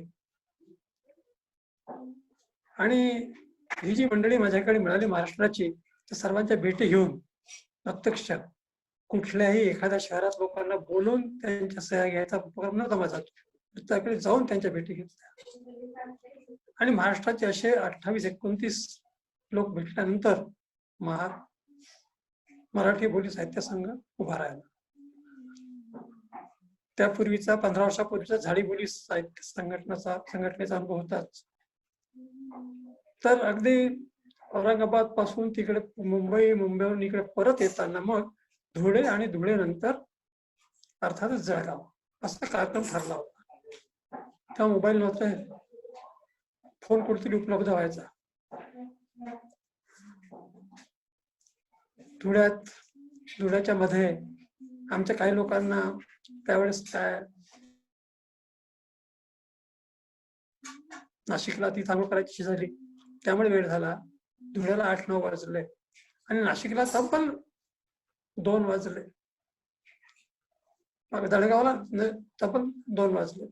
जळगावला आम्ही रात्री आलो तर तिथल्या नळावर बायका पाणी धुत होत्या, कपडे धुत होत्या. आश्चर्य वाटलं. त्यांना विचारलं कुठे घर आहे पाटलांचं, त्यांनी बोट दाखवलं. तिकडे आम्ही गेलो आणि आश्चर्य म्हणजे दारावर पाटील उभे होते. म्हणजे हे केव्हा येतात त्याची अगदी वाट पाहत. रात्री 2 वाजता गेलो, 2 वाजता गोष्टी केल्या, गप्पा मारल्या आणि सर्व रात्र कशी कळलंच नाही. ती तारीख होती. करत असताना त्यांना रोजगार सुद्धा कसा त्यांच्या या अभ्यासाच्या माध्यमातून मिळवता येईल या संदर्भातही सर नेहमीच चर्चा करत असत आणि नुसती चर्चाच करत नसत तर विविध सूचना सुद्धा तशा अभ्यास मंडळांना देतही असत.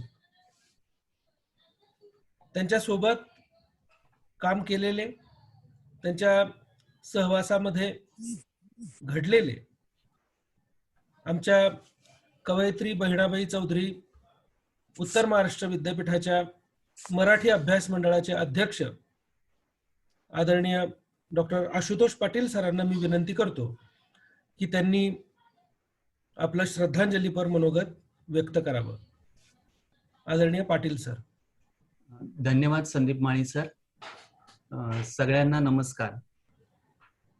खरं तर या कोविड काळामध्ये ऑनलाईनची आता आपल्याला हळूहळू सवय होते, पण अशा एका क्लेशदायक घटनेच्या निमित्ताने आपल्याला ऑनलाईन एकत्र यावं लागेल याची कल्पना आपण अजिबात केलेली नव्हती.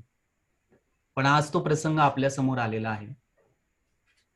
खरं तर मी डॉक्टर किसन पाटील सरांबद्दल जे बोलणार आहे ते मला त्यांच्या 3 अंगांनी त्यांच्या एकूण व्यक्तित्वाचा आणि जीवनाचा वेध घ्यावासा वाटतो, की ज्या 3 अंगांनी मी त्यांना बघितलं आहे, जवळून अनुभवलेलं आहे. पहिला जो टप्पा आहे की ज्या दिवशी 2 मार्चला संध्याकाळी मी घरी आलो विद्यापीठातनं आणि लगेच व्हॉट्सअपच्या माध्यमातून बातमी आली की सर गेले अचानक, तेव्हा पहिला धक्का तर बसलाच, पण पटकन माझ्या मनात असा विचार आला की सरांचं वय एवढं होतं का सर आपल्याला सोडून निघून गेले. आणि मग दुसरा विचार माझ्या मनामध्ये आला की मग माझं वय काय. हा विचार येण्याचं कारण असं की मी डॉक्टर किसन पाटील सरांना माझ्या विद्यार्थी दशेपासून पाहत होतो. जवळपास गेली 24-25 वर्ष मी त्यांना जवळून दुरून वेगवेगळ्या पद्धतीने अनुभवलं, बघितलेलं आहे. म्हणजे मी जेव्हा जळगाव मधल्या नूतन मराठा महाविद्यालयामध्ये BA MA चं शिक्षण घेत होतो, तेव्हा माझे काही मित्र हे BA करून नूतन मराठा महाविद्यालयातनं MA करता मुळजी जेठा महाविद्यालयामध्ये गेले आणि त्यांच्या माध्यमातून मला मुळजी जेठा महाविद्यालयातल्या डॉक्टर किसन पाटील सरांची पहिली ओळख झाली. आणि मग त्यांचं शिकवणं, त्यांचं फळा भरून लिहिणं, शिकवताना अगदी फळ्याचा आणि खडूचा अतिशय मनसोक्त वापर करणं, त्यांचं वक्तृत्व, त्यांची शैली, त्यांचे हातवारे, त्यांचे हावभाव, अशा सगळ्या गोष्टी मला माझ्या मित्रांकडनं कळाल्या की जे MA ला त्यांचे विद्यार्थी होते. मी त्यांचा प्रत्यक्ष आणि थेट असा विद्यार्थी नव्हतो, कधीच नव्हतो. पण त्यांच्याबद्दल माझ्या मित्रांकडून कळाल्यानंतर माझ्या मनामध्ये एक उत्सुकता होती. त्या दरम्यानच मी BA ला असताना वक्तृत्व वादविवाद स्पर्धा करू लागलो, तेव्हा परिसरातल्या काही वक्तृत्व स्पर्धांना डॉक्टर किसन पाटील सर हे परीक्षक म्हणून लाभले आणि त्यांची जी परीक्षणाची दृष्टी होती ती मला अनुभवता आली. त्यांचा स्पष्ट वक्तेपणा, त्यांचा परखडपणा, नेमकं आणि मार्मिक बोलण्याची त्यांची शैली ही मला जाणवली. आणि त्यांच्या एकूण व्यक्तिमत्वाबद्दल मराठी साहित्याचा एक प्राध्यापक काय आहे याच्याबद्दल जाणून घेण्याची उत्सुकता माझ्या मनामध्ये माझ्या विद्यार्थी दशेमध्ये नेहमीच होती. त्याच्यानंतर मी मराठीचा प्राध्यापक म्हणून नोकरीला लागलो. त्याच्यानंतर त्या दरम्यानच मला आठवतंय की 1998 साली साने गुरुजींचं जन्मशताब्दी वर्ष संपूर्ण महाराष्ट्रभर साजरं होत होतं आणि त्या निमित्ताने खूप वेगवेगळे कार्यक्रम खानदेशामध्ये अंमळनेरच्या परिसरामध्ये होत होते. मी 98 साली MA ला होतो आणि मला डॉक्टर किसन पाटील सरांची साने गुरुजींवरची अनेक व्याख्यानं त्या काळामध्ये अंमळनेर आणि परिसरामध्ये ऐकण्याची संधी मिळाली, जळगावात ऐकण्याची संधी मिळाली. आणि तेव्हा मला असं कळलं की डॉक्टर किसन पाटील सरांनी साने गुरुजींच्या साहित्यावरती PhD साठी संशोधनात्मक कार्य केलेलं आहे. आणि मग हळूहळू मी त्या निमित्ताने साने गुरुजींच्या साहित्याविषयी काही जाणून घेण्याच्या निमित्ताने त्यांना भेटलो, काही वेळा बोललो त्यांच्याशी. आणि मग त्यांचे एकूणच खानदेशातल्या समाजवादी परिवर्तनवादी चळवळीशी असणारं नातं हे त्याच्यातनं माझ्या लक्षात आलं. आणि त्याच्यामुळे एक, जसं लुलेकर सर म्हणाले, मनोहर जाधव सर म्हणाले की एक भूमिका घेऊन साहित्याकडे बघणारा हा माणूस होता, त्याची जाणीव मला ही या निमित्ताने झाली माझ्या विद्यार्थी दशेमध्येच. मी प्राध्यापक झालो, त्याच्यानंतर अनेकदा त्यांच्या वेगवेगळ्या प्रसंगांना भेटी झाल्या.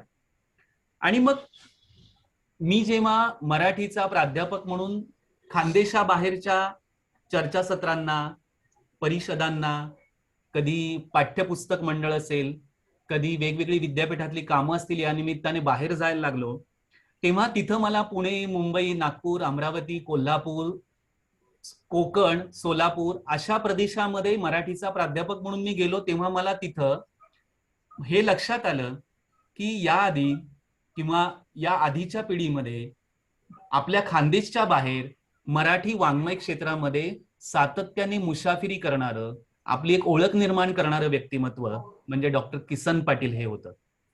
आणि मला त्या निमित्ताने लक्षात आलं की आपल्याकडे धुळे, नंदुरबार, जळगाव या जिल्ह्यात मराठीची जी प्राध्यापक मंडळी आहेत, साहित्याचा अभ्यास करणारी जी मंडळी आहेत, त्यांच्यामधनं आपली एक समीक्षक म्हणून ओळख महाराष्ट्रभरच्या मराठी वाङ्मयीन विश्वामध्ये निर्माण करण्याचं काम कुणी केलं असेल तर त्याच्यामध्ये सगळ्यात महत्वाचं नाव डॉक्टर किसन पाटील यांचं घ्यावं लागतं, याची मला जाणीव झाली.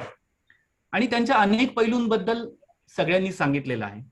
मी म्हणेल की चित्र आणि शब्द या दोन भाषांमधून व्यक्त होणं ही त्या माणसाची आयुष्यभर असोशी होती. त्याच्यामुळे रंगरेषांचे फटकारे आणि शब्दांचे फटकारे हे त्यांच्या व्यक्तिमत्वाचे अविभाज्य भाग होते, हे आपल्या सगळ्यांनीच अनुभवलेलं असेल. म्हणजे त्यांना जे म्हणायचं असायचं ते अगदी चित्राच्या माध्यमातून सांगू द्या किंवा शब्दांच्या माध्यमातून सांगू द्या, नेमकं आणि नेटकं सांगणं हे त्यांना पसंत होतं. मग ते भलेही ऐकणाऱ्याला आवडो वा न आवडो, पटो अथवा न पटो. तर त्यांचा हा स्पष्टवक्तेपणा, परखडपणा माझ्या नेहमीच लक्षात राहील, नेहमीच मला आठवत राहील. त्यांच्या व्यक्तिमत्वाचे अनेक पैलू आहेत. ते मला नंतर हळूहळू लक्षात आलं की ते चित्रकार आहेत. म्हणजे अलीकडे त्यांच्या ज्या भेटी झालेल्या आहेत त्याच्यामध्ये त्यांची जी भेट होते प्रत्येक वेळेस, त्याच्यामध्ये त्यांच्या व्यक्तिमत्वाचे दोन पैलू माझ्या लक्षात आले. एकतर त्यांनी अलीकडच्या काळामध्ये बालकविता जी लिहिली त्याचा अतिशय सुंदर सुरेख त्याची पुस्तकं अथर्व प्रकाशनने प्रकाशित केली. ते त्या बालकवितांमध्ये खूप रमलेले होते. आणि दुसरं काही रेखाचित्र त्यांनी काढलेली होती की जी रेखाचित्र त्यांनी मला कविता रतीच्या मुखपृष्ठासाठी दिलेली होती आवर्जून. आता ती रेखाचित्र अंकांना वापरायची आहेत असा विचार माझ्या मनामध्ये असतानाच डॉक्टर किसन पाटील ती रेखाचित्र, तो एक ठेवा, अमूल्य ठेवा माझ्याजवळ ठेवून आपल्यामधनं निघून गेलेले ही अतिशय दुःखद घटना आहे. ते कवी होते, ते संशोधक आणि समीक्षक होते, ते वाङ्मयीन चळवळीचे कार्यकर्ते होते. खानदेशामधल्या बोलींच्या अभ्यासाला, संशोधनाला त्यांनी खूप मोठ्या प्रमाणावर चालना दिली. त्यांनी आपल्या पीएचडीच्या विद्यार्थ्यांकडनं बोली, लोकसाहित्य या अनुषंगाने जी कामं करून घेतलेली आहेत ती आपल्या लोकसंस्कृती आणि लोकजीवनाच्या अभ्यासासाठी येणाऱ्या काळामध्ये असणारी फार मोठी महत्वाची सामग्री आहे. त्यांनी आपल्या विद्यार्थ्यांकडनं, म्हणजे अशोक कोळी असतील, सत्यजित साळवे असतील, यांच्याकडनं साहित्याचा परिवर्तनाच्या अंगाने, परिवर्तनवादी विचाराच्या अंगाने विचार करण्याची जी दृष्टी पेरलेली आहे ती सुद्धा फार महत्वाची आहे. त्याच्यामुळे ते एक सजग संशोधक होते, संशोधक मार्गदर्शक होते. त्यांनी समीक्षकाची भूमिका फार निष्ठेने पार पाडली, हे आपण सगळ्यांच्या वक्तव्यातनं ऐकलं. आणि कविता आणि कवितेची समीक्षा हा त्यांच्या फार जिव्हाळ्याचा विषय होता, त्यांनी सातत्याने लिहिलं. आणि मी कविता रतीचं संपादन करत असताना त्यांच्याकडनं आवर्जून कवितेची समीक्षा असणारे काही लेख, कविता संग्रहांची परीक्षणं मी मिळवलेली आहेत. आणि मला आजही आठवतं की अरुण काळेंच्या नंतर आलेले लोकवरचं त्यांनी जे कविता संग्रहाचं परीक्षण लिहिलेलं आहे, जे कविता रतीतनं आम्ही छापलं, ते अतिशय स्मरणात राहणारं आहे, फार मर्मग्राही स्वरूपाचं आहे असं आपल्याला दिसून येतं. त्याच्यामुळे या अशा व्यक्तिमत्वाचं आपल्यामधनं जाणं ही खूप मोठी पोकळी निर्माण करणार आहे. सध्याचा काळ हा भयप्रद काळ आहे, अस्वस्थता निर्माण करणारा काळ आहे. आणि जेव्हा आपण आपल्या कल्पनेमध्येही नसलेली अशी माणसं, म्हणजे कल्पनेमध्ये पण आपण विचार केलेला नाही की ही माणसं आपल्याला सोडून जातील, अशी माणसं जेव्हा अचानक आपल्यापासून दूर जातात तेव्हा तो फार एक मोठा धक्का असतो. विद्यापीठाच्या पातळीवर त्यांनी काही काळ कला आणि ललित कला विद्याशाखेच्या माजी अधिष्ठाताचं पद देखील भूषवलेलं आहे. तर अशा, आणि जे मनोहर जाधव सर म्हणाले की त्यांनी खानदेशामधल्या अनेक नवीन सर्जनशील आणि संशोधक तरुणांच्या पाठीवरती फार मोलाची थाप मारलेली आहे. त्यांनी फार महत्वाची प्रेरणा या मंडळींना दिलेली आहे. अशोक कौतिक कोळी हे तर त्याच्यातलं ठळक नावच आहे, पण तुम्ही अलीकडच्या काळामध्ये मागच्या 15-20 वर्षांमध्ये खानदेशातनं प्रकाशित झालेले कविता संग्रह, कथा संग्रह, कादंबऱ्या घ्या, एकतर त्यांना ब्लर्ब किसन पाटील सरांचा आहे, किंवा त्यांना प्रस्तावना किसन पाटील सरांची, किंवा त्या साहित्य कृतीचं परीक्षण, समीक्षण तरी किसन पाटील सरांनी सगळ्यांसमोर ठेवलेलं आहे. तर अशा पद्धतीने एवढ्या असंख्य भूमिकांमध्ये वावरत असताना स्वतःचं व्यक्तिमत्व, स्वतःच्या व्यक्तिमत्वाचा ठसा मराठी वाङ्मय विश्वावरती अमिटपणे उमटवणारं डॉक्टर किसन पाटील यांचं व्यक्तित्व आज आपल्यामध्ये नाही, ही अतिशय शोककारक घटना आहे. त्यांच्या कुटुंबाच्या दृष्टीने ही दुःखदायक घटना आहेच, आपण सगळेजण त्यांच्या सोबत आहोत. पण एकूणच हा जो मराठीचा परिवार आहे, मराठी वाङ्मयाचा हा जो व्यवहार आहे, याच्यामधनं सध्याच्या काळामध्ये अधिकाधिक उपयुक्ततावाद फोफावत असताना संवेदना हरपत चाललेल्या आहेत. अशा काळामध्ये आपल्यामधला असा एक अतिशय तीव्र संवेदनशील माणूस निघून जाणं ही आपल्या सगळ्यांची संवेदनांच्या पातळीवर झालेली खूप मोठी हानी आहे. मी माझ्या वैयक्तिकरित्या त्यांना आदरांजली अर्पण करतो. त्याचबरोबर कवयित्री बहिणाबाई चौधरी उत्तर महाराष्ट्र विद्यापीठाच्या मराठी अभ्यास मंडळाचा अध्यक्ष या नात्याने विद्यापीठाच्या परिक्षेत्रातील समस्त मराठीच्या प्राध्यापकांच्या वतीनं त्यांना आदरांजली अर्पण करतो. आणि कवितारती परिवाराच्या वतीनं या कवितारतीचा संपादक म्हणून मी सरांना आदरांजली अर्पण करतो आणि या ठिकाणी माझं मनोगत थांबवतो. धन्यवाद. धन्यवाद सर. आपण जे मनोगत व्यक्त केलं त्यामध्ये आपण सरांच्या ज्ञान परंपरेचा उल्लेख केला. खरोखर आपल्या सर्वांच्या संवेदनांच्या पातळीवर झालेली ही हानी कधीही भरून निघणार नाही. सरांची जी ज्ञान परंपरा होती ती त्यांचा चिरंजीव मयूर याच्या लग्नपत्रिकेमध्ये सरांनी नमूद केली होती. मला असं वाटतं आपल्या विद्यार्थ्यांचं नाव आपल्या कौटुंबिक जीवनाशी जोडणारा हा एकमेव मार्गदर्शक असेल, एकमेव शिक्षक असेल. आणि म्हणूनच सरांचे सर्वच विद्यार्थी हे सरांशी त्यांच्या शेवटच्या श्वासापर्यंत जुळलेले होते आणि इथून पुढेही ते सरांशी आणि सरांच्या कुटुंबियांशी जुळलेले राहतील यात शंका नाही. डॉक्टर मसू पगारे यांच्यापासून सुरू होणारी सरांच्या या विद्यार्थ्यांची ज्ञान परंपरा डॉक्टर उषा सावंत, डॉक्टर प्रतिमा जगताप, डॉक्टर अर्जुन भामरे, डॉक्टर वासुदेव वले, डॉक्टर अशोक कोळी, डॉक्टर सत्यजित साळवे, ते आता अलीकडे PhD मिळालेले आमचे मित्र डॉक्टर योगेश महाले, इथपर्यंत ही ज्ञान परंपरा होती. या सर्वांच्या बरोबरच MPhil साठी आणखी एक महत्वाच्या लेखकाला, खानदेशातल्या एका महत्वाच्या लेखकाला सरांनी मार्गदर्शन केलं, ते म्हणजे दीपध्वज कोसोदे. या सर्व ज्ञान परंपरेतून श्रद्धांजलीपर मनोगत व्यक्त करण्यासाठी आज आपल्यात उपस्थित आहेत खानदेशातील महत्वाचे लेखक डॉक्टर अशोक कोळी सर. डॉक्टर अशोक कोळी सर यांचा सरांच्या संदर्भातील अनुभवांवरील एक लेख नुकताच तरुण भारतमध्ये आपण सर्वांनी वाचला असेल. परंतु त्या लेखाच्या पलीकडेही डॉक्टर अशोक कोळी यांच्या जीवनात आणि त्यांच्यासारख्याच इतर अनेक विद्यार्थी, नवसाहित्यिक आणि खानदेशातल्या सर्वच मराठी प्रेमी जनांमध्ये सरांची एक वेगळीच प्रतिमा आणि सरांचं एक वेगळंच असं महत्वाचं स्थान हे होतं. तेच अधोरेखित करण्यासाठी त्यांच्या ज्ञान परंपरेतून मी अशोक कोळी सर यांना आमंत्रित करतो आणि त्यांना विनंती करतो की त्यांनी आपलं मनोगत इथे व्यक्त करावं. डॉक्टर अशोक कोळी सर. सर्व मान्यवरांना माझा नमस्कार. आज या ठिकाणी अशा पद्धतीने डॉक्टर किसन पाटील सरांना श्रद्धांजली वाहण्यासाठी बोलण्याचा योग येईल याची कल्पनाही मी कधी केलेली नव्हती. गेल्या 2 तारखेला दुपारी 5 वाजेच्या सुमारास समाज माध्यमांवर सरांच्या निधनाची बातमी व्हायरल झाली आणि संपूर्ण महाराष्ट्राला धक्का बसला, महाराष्ट्रातील साहित्य आणि सांस्कृतिक विश्वाला. त्यापैकीच मी एक होतो.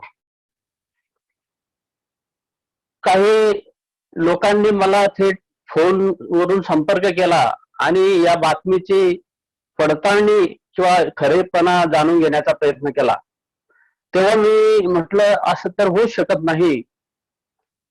सर आपल्याला सोडून अशा अवस्थेत जाऊ शकत नाही याची मला खात्री होती. पण मी जेव्हा या बातमीचा पाठपुरावा केला तेव्हा हे जे सत्य होतं, ती घटना सत्य होती आणि त्या सत्याला सामोरे कसं जायचं हा धीरगंभीर प्रश्न आता माझ्या समोर आणि आपल्या सगळ्यांसमोरच उभा राहिला होता. त्या प्रश्नाने मी इतका धीरगंभीर आणि विचलित झालो की हे झालं कसं, सर आपल्याला सोडून गेले कसे, जाऊ शकतात कसे. कारण सरांचं व्यक्तिमत्व अशा छोट्या मोठ्या आजारांना घाबरून किंवा बळी पडण्यासारखं मुळीच नव्हतं मित्रांनो. असंख्य तडाखे त्यांच्या व्यक्तिमत्वाने सोसलेले होते आणि त्या संकटांना, आलेल्या संकटांना कसं पलटवून लावायचं याची तंतोतंत शिकवण त्यांच्याजवळ होती. कशाही प्रकारचं, कुठल्याही प्रकारचं संकट येऊ त्याला कशा पद्धतीने परतवून लावायचं हे त्यांना अचूकपणे ज्ञान होतं. त्यामुळे मी खात्रीने म्हणू शकत होतो, माझं मन मला बजावत होतं की सर आपल्याला सोडून जाऊ शकत नाहीत, सर या जगाला सोडून जाऊ शकत नाहीत. पण मित्रांनो तसं झालेलं होतं. काळाने सरांना आपल्यातून हिरावून नेलेलं होतं. सरांच्या बाबतीत मी हे का म्हणू शकत होतो खात्रीने, त्याचं कारण असं होतं की मी सरांच्या जवळ अगदी खूप काळ त्यांच्या जवळ मी राहिलेलो होतो आणि सरांचा मनपिंड कसा घडलेला आहे याची मला पूर्ण जाणीव होती. सर ज्या वाघोळ या गावातून आले, ते गाव असं आहे की एक स्वातंत्र्य चळवळीचा इतिहास त्या गावाला आहे. इंग्रज सरकारला दडके भरवणारं ते गाव, स्वातंत्र्याचा लढा त्या गावातून पुकारला गेलेला होता. साक्षात साने गुरुजींची सभा त्या वाघोळला झालेली होती आणि त्या साने गुरुजींचं भाषण किसन पाटील सरांनी ऐकलेलं होतं. म्हणजे ते त्या सभेला हजर होते. त्या सभेचा वृत्तांत अनेक वेळा मला सर सांगायचे आणि त्या साने गुरुजींच्या विचारांनी प्रेरित होऊन जी स्वातंत्र्य सैनिकांची पीडित त्या गावातून उभी झाली त्याविषयी सुद्धा ते मला सांगायचे.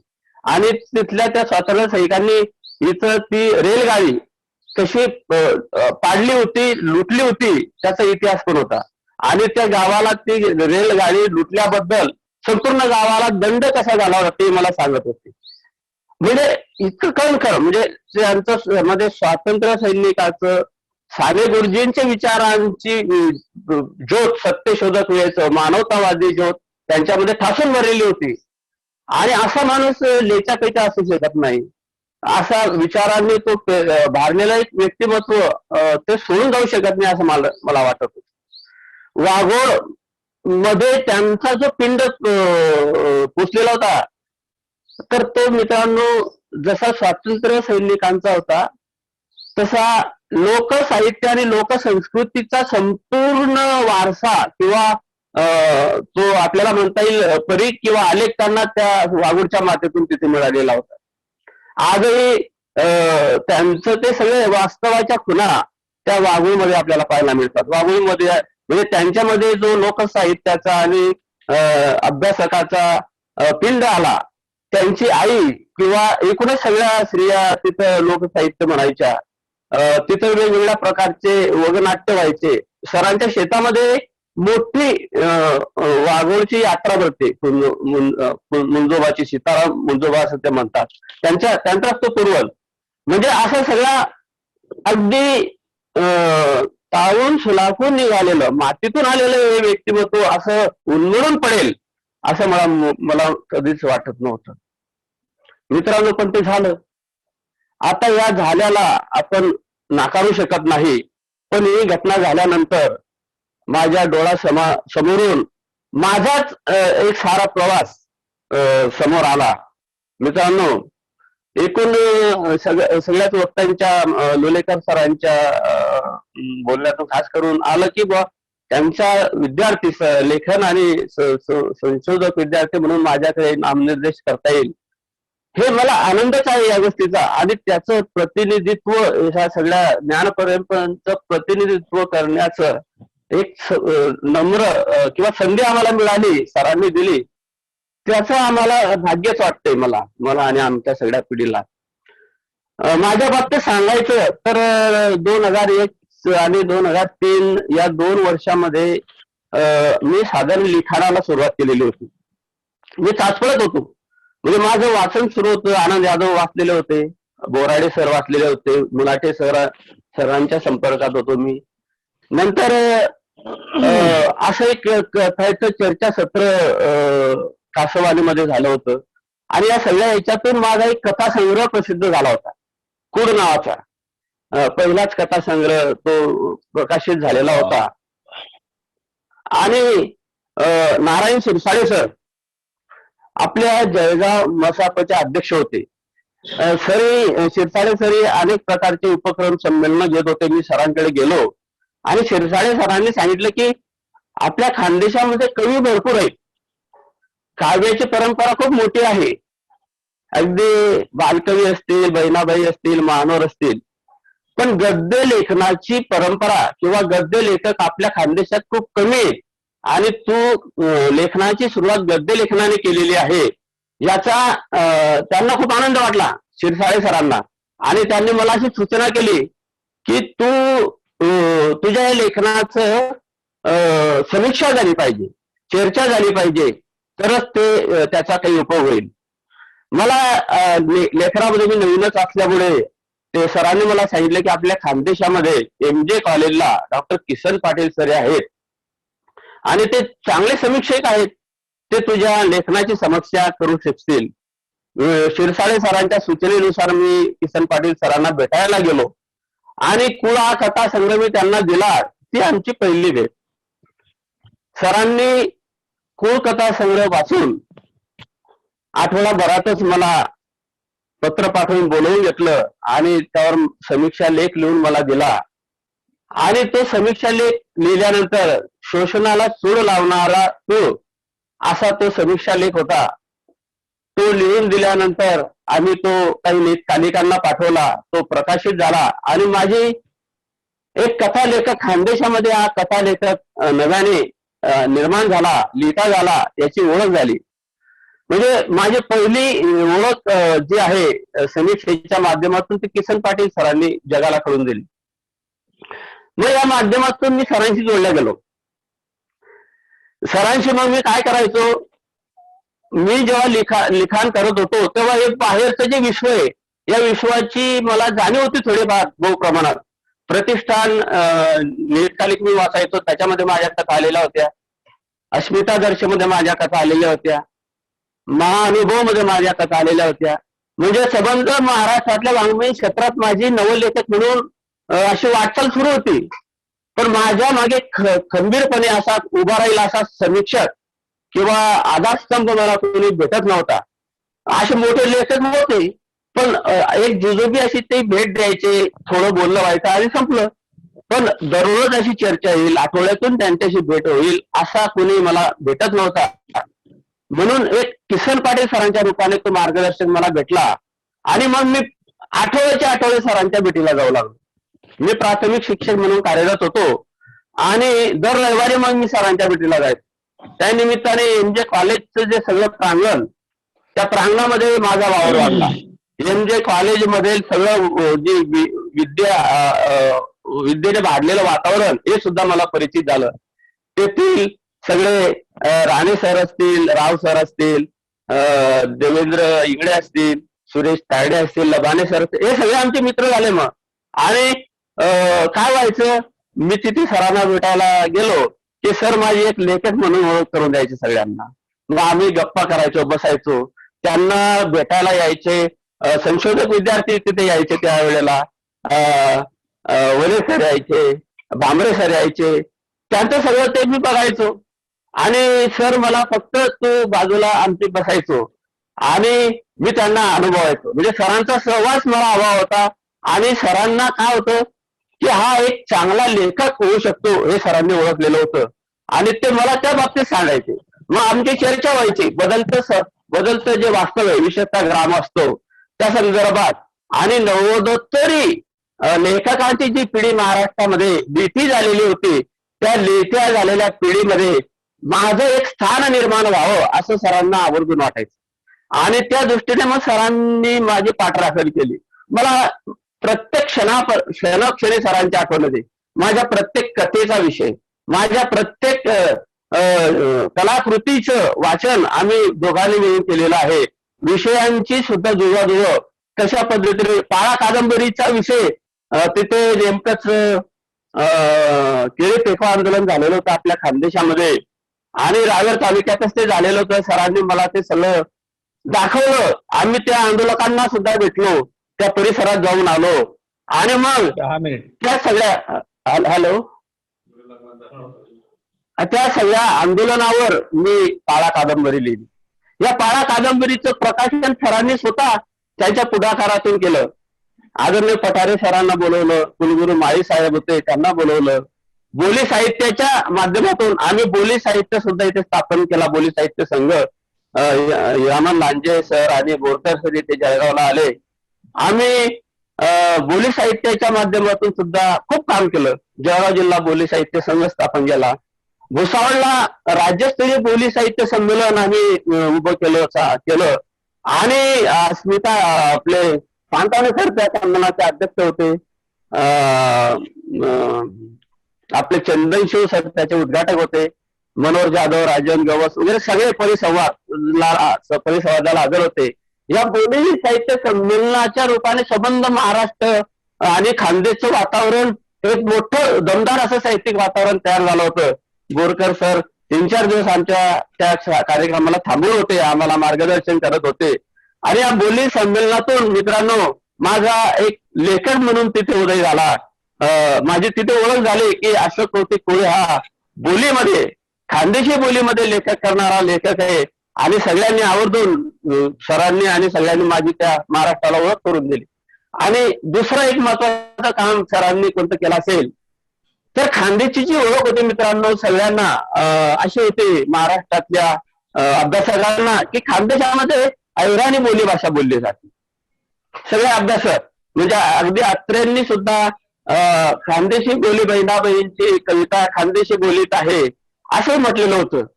आणि ती खानदेशी बोली कोणती तर अहिराणी. पण आपण जेव्हा प्रत्यक्ष बघतो तर जळगावला सुद्धा अहिराणी बोलली जात नाही. रावेर, भुसावळ, बऱ्हाणपूर म्हणजे सातपुडा ते अजिंठा हा जो पूर्व पट्टा आहे इथं अहिराणी बोलली जात नाही. इथं एक वेगळाच भाषिक प्रदेश आहे. आणि मी जेव्हा लेखनाला सुरुवात केली तो एक स्वतंत्र असा विषय माझ्या लेखनाचा मी माझ्या बोलीमध्ये लिहायला लागलो. म्हणजे सरांनी मला ते सांगितलं की तुला व्यक्त व्हायचं आहे तर तू तुझ्या बोलीत व्यक्त व्हा. तुझं स्वतंत्र नाममुद्रा जर तुला उमटवायची असेल तुझ्या बोलीत, तुझी माणसं, तुझा प्रदेश आपल्या बोलीतच आपल्याला मांडावा लागेल. तो मला सरांनी उपदेश किंवा आदेश दिला. आणि मी जेव्हा ते मांडलं तेव्हा मला त्या संपादकांकडून वाचकांकडून विचारणा व्हायला लागली की अरे बाबा हे तू फार चांगलं मानतोय पण हे काय रसायन आहे, ही बोली कुठली? खानदेशातून आम्ही अहिराणीची बोली ऐकलेली होती पण तू हा नवाच एक आविष्कार करतो आहे, हे काय? मग मी सरांना म्हटलं सर आता याविषयी आपण खुलासा केलाच पाहिजे की हे नेमकं काय आहे. तेव्हा आम्ही बसून या सगळ्या बोलीची माझ्या वाङ्मयीन शैलीची आम्ही आखणी केली. आणि सरांनीच ते सगळं आपला जो प्रदेश आहे तो तपाळ प्रदेश आहे, तापी प्रदेश, तापीचा प्रदेश आहे. आणि या प्रदेशाला तावळी भूप्रदेश असं नामाभिमान आहे. आणि त्या तावळी प्रदेशामध्ये बोलली जाणारी तिथल्या लोकांची ही तावळी बोली आहे हे सरांनी मला सांगितलं. आणि मग मी ती मांडणी केली. मसापच्या पत्रिकेमध्ये तो लेख दिला. सुप्र कुलकर्णी सर तेव्हा संपादक होते आणि ते बोली भाषेच्या अंगाने एक एक लेख याच्यामध्ये द्यायचे. बोरकर सरांनी सुद्धा गाडी बोलीचा लेख तेव्हा दिला होता. म्हणजे मसापच्या त्या हेतूतून विचारणा झाल्यानंतर सुप्र कुलकर्णी सरांनी सांगितलं की बाबा तू हा लेख दे. मग मी पुन्हा सरांकडे गेलो. त्या संशोधनात्मक तो लेख लिहिला आणि तो महाराष्ट्राला या तावळी बोलीचा परिचय झाला. म्हणजे एक भाषिक जे भाषिक जो ज्याला अधिष्ठान म्हणता येईल तो तावळे बोलेला प्राप्त करून घेण्यामध्ये सरांचा मोठा भाग आहे. आणि तो माझ्या हातून फक्त मी निमित्त त्या निमित्ताने घडलेलो. म्हणजे सरांनी प्रत्येक वेळेला असं केलेलं आहे की स्वतःकडे श्रेय कधीच घेतलेलं नाही. असं झालेलं आहे. प्रत्येक भाग त्यांनी विद्यार्थ्यांनाच मोठेपण दिलेलं आहे. अनेक विद्यार्थ्यांना मोठं केलेलं आहे आणि त्यांनी मोठ्या केलेल्या विद्यार्थ्यांमध्ये मी एक आहे हे सांगताना मला खूप आनंद आणि अभिमान वाटतो. आणि मला अभिमान या गोष्टीचा आहे मित्रांनो, काय की संबंध महाराष्ट्रात असंच चालतं. पश्चिम महाराष्ट्रातले समीक्षक त्यांच्या लेखकांच्या मागे उभे असतात, मराठवाड्यातले समीक्षक त्यांच्या लेखकांच्या मागे उभे असतात, आणि आपल्या खानदेशातले समीक्षक मग खानदेशातल्या लेखकाच्या मागे का म्हणून उभे राहू नये, ते राहिलंच पाहिजे. आणि इतर समीक्षकांकडून ते काही थोड्या प्रमाणात झालेलं आहे, पण किसन पाटील सरांकडून ते मोठ्या प्रमाणात झालेलं आहे. आशुतोष पाटील सरांनी आता उल्लेख केला की कुणाच्या ना कुणाच्या पुस्तकाला प्रत्येकाला तुम्ही आता अलीकडचं पाहिलं असेल तर समीक्षा लिहिलेली, ब्लॉग लिहिलेले, प्रस्तावना दिलेली आहे. पण मी त्यांना असं म्हणेल की नवोदोत्तरी जी पिढी होती आमच्या लेखकांची, त्या पिढीच्या मागे ते उभे होते. नवोदोत्तरी पिढीचे ते समीक्षक होते. म्हणजे केवळ मीच नाही तर माझ्या पिढीतले कैलास दौंड आहे, नंतर अनेक लेखक आहेत, उमेश मोहिते, संजय बोर्डे, आसाराम लोमटे, कृष्णात खोत आहे, किरण गुरव आहे, प्रवीण बांदेकर आहे. या सगळ्यांच्या हा बोला सर. वेळेचं भान ठीक आहे, वेळेचं भान ठेवून. हो, या सर्वांच्या लेखनाच्या समीक्षा आणि मागे ते उभे राहिले. सर व्यक्तिगत पातळीवर सरांनी सुद्धा आम्हाला मार्गदर्शन केलं आणि या पीएचडीच्या विद्यार्थ्यांना मार्गदर्शन करत असताना एक पीएचडी आणि एमफिलचं काम सहजरित्या माझ्याकडून ते करून घेतलं सरांनी. आणि माझ्यामध्ये बघा, माझा एमफिलचा विषय सरांनी मला शेतकऱ्याचा असोळा दिला, पीएचडीचा विषय महात्मा फुल्यांच्या विचारांचा साठोत्तरी गद्य शैलीवर पडलेला प्रभाव दिला.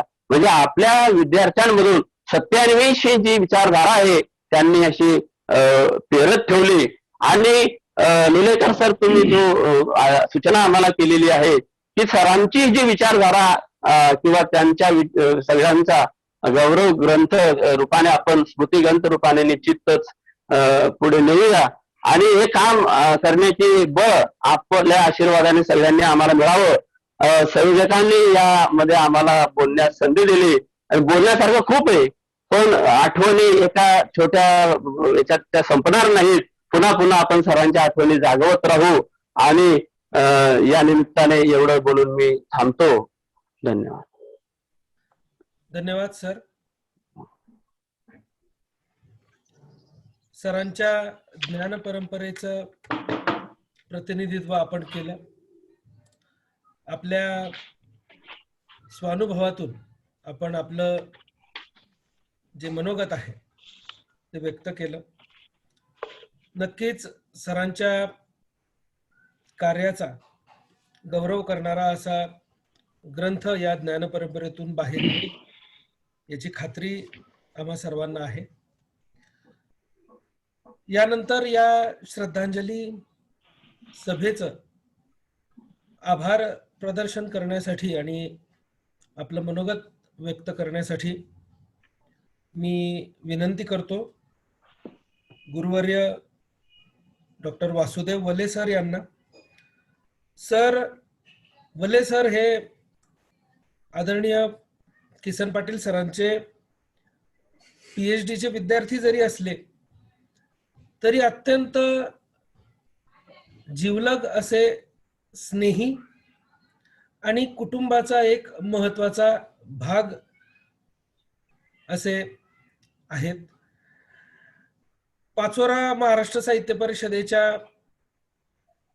माध्यमातून वले सरांच्या सोबत सरांनी खूप मौलिक असं साहित्यिक कार्य खानदेशामध्ये केलेलं आहे.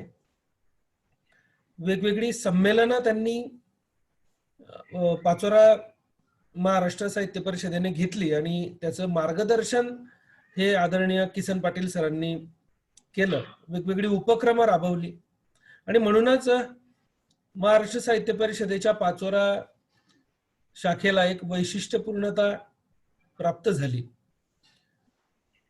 या सर्व गोष्टींचं स्मरण ठेवूनच ही श्रद्धांजली सभा आयोजित केली गेली होती. मी पाचोरा महाराष्ट्र साहित्य परिषदेचे कार्याध्यक्ष आदरणीय गुरुवर्य वल्ले सरांना विनंती करतो की त्यांनी आपलं मनोगत व्यक्त करावं आणि आभार प्रदर्शन सुद्धा करावं. वल्ले सर. धन्यवाद संदीप.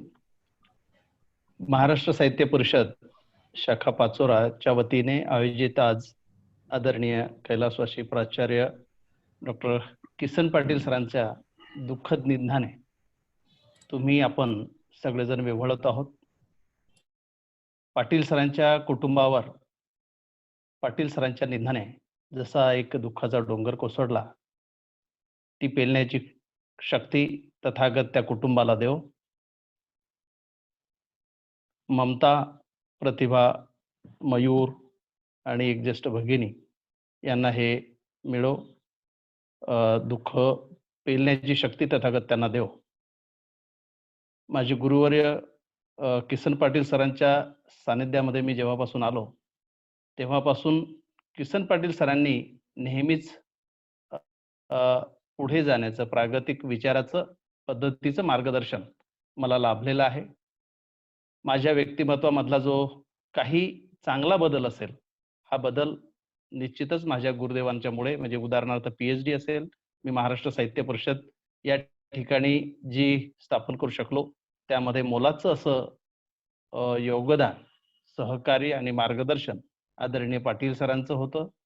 त्यांच्या असण्याने आम्हाला खूप काही बळ दिलं.